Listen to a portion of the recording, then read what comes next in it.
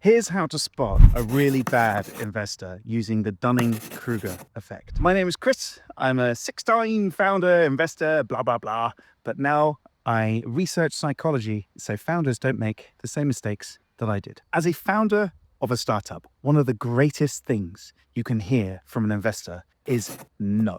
And being told no quickly tells you that that investor is likely a very good investor. Now, let me explain why from a psychology point of view. Now, I hypothesize, and I have done for a very long time, that a really great investor understands that the scarcity, the rare thing in this world, from their point of view, is a really good founder.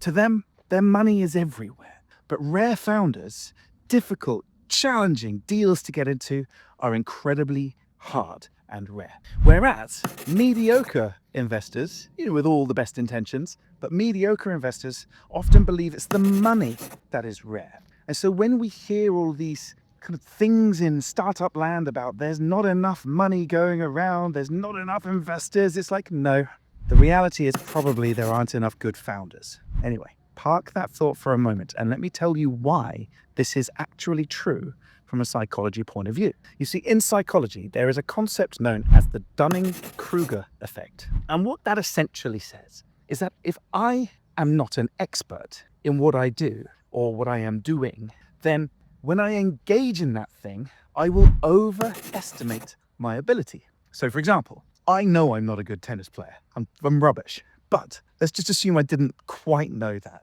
When I go and play tennis and I return a serve or I hit a really good ball over the net, whatever the tennis people do, I will believe that I'm actually quite good. But an expert in tennis would watch me and go, "You're hopeless, mate."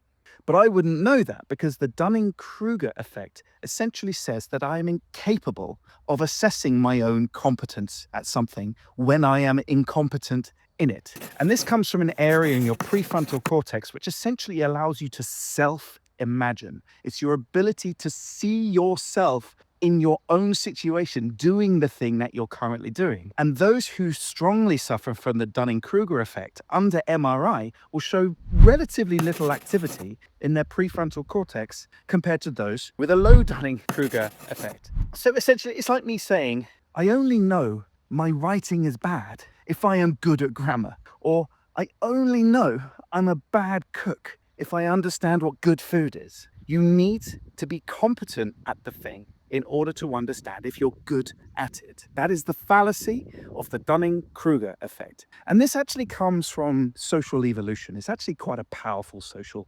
evolution construct. You see, in olden times, in cave persons' times, it was important for people to overstretch their ability for the sake of survival of the tribe. For example, I'm not a very good warrior, but I do need to take down that lion, so I'm going for it. And not that that ever happened in history of humankind, but let's just pretend it did. This overconfidence is the outcome of the Dunning-Kruger effect, which is the outcome of a low activity in the prefrontal cortex for those who have this condition, so to speak. So going back to investors, most investors do not have the skill, the experience, or the competence in the things that they are investing in. Now, that does not mean they aren't technically good economists. It does not mean they can't evaluate a financial plan. Those things tend to be in their domain. But when it comes to evaluating the value of the thing the founder is doing, unless they have significant enough competence in that subject,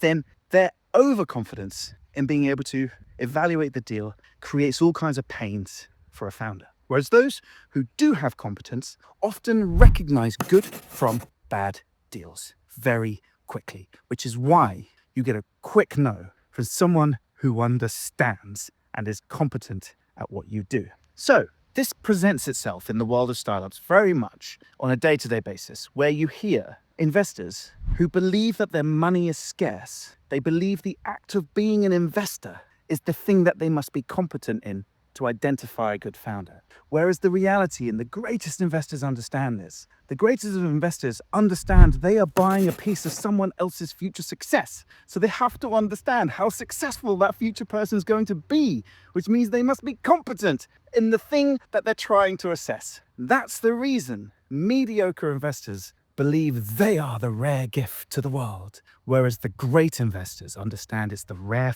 founder who is the gift to their world. So, if that's the case, how do you know if the person you're talking to, if the investor you're talking to, has a high Dunning-Kruger effect or a low one? Well, to be honest, it's pretty quick and easy. You see, somebody with a low Dunning-Kruger effect is somebody who can understand the things that they're not particularly competent in, or understands that they are not competent in something, will very quickly use a checklist to rule you out. They can turn around and say, look, I'm sorry, this one's not for us, it's not in our space. Or this one's not for me because I can't understand what you do. Or this one's not for me because I don't have any connection to what you're doing. Those kinds of statements, if they happen fast, signal a really strong and capable investor.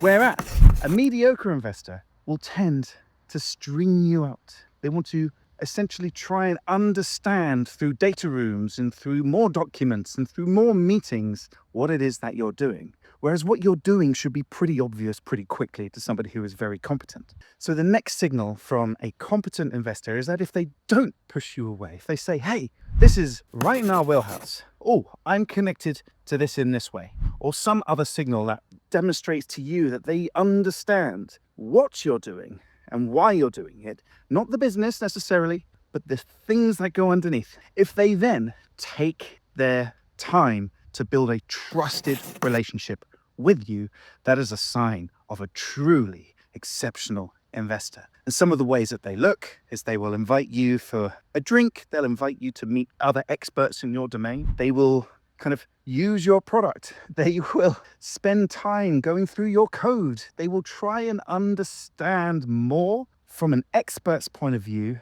and they will do that because they want the relationship, because they know that you as the founder are the rare commodity. So if they take a long time to declare that they are a subject matter expert or have expertise or are competent, they're a bad investor. If they give you a quick no based on competence, they're a great investor. If they say, yes, I get this, and then take a long time to form a personal relationship, they're a great investor.